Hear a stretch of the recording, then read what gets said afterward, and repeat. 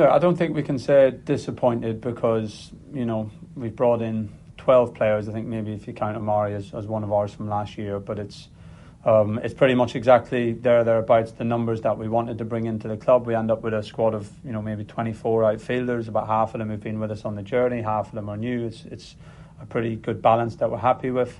We've brought in some really good players to the football club. We've stuck to the plan. We've invested our bigger fees in young players with potential to grow and improve, but who have good physical and technical qualities, and you can see some of them how they're performing already out there.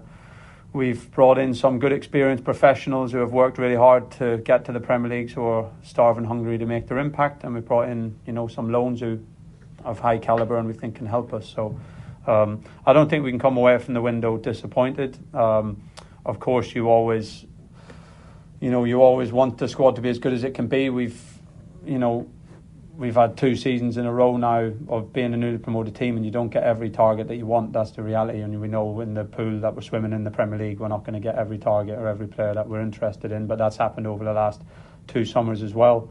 I'm really happy that we've worked really hard. The club have invested to bring in players who will help us. We've been really stringent in terms of trying to stick to our plan, trying to bring in good characters, being really stringent on that as well, bringing in people who will fit the ethos of what we have. And I think we're left with a group that are desperate to do well for themselves in the Premier League and desperate to do well for the football club and all want to be here. So I think that's a pretty positive place to be. And I'm looking forward to working with this group now for the next 4 months until the window and the next 10 months or whatever it is of the season, and I'm sure they're going to do some good things in the division. I never lacked confidence in Liam, I have to say, and that's why we've invested so much in him. People probably thought it was a big fee at the time, whatever we've paid for him, but I think he's showing that he's got great potential. So we've got real faith in Liam, and we're really enjoying working with him, and I feel like he can and already is impacting things at Premier League level.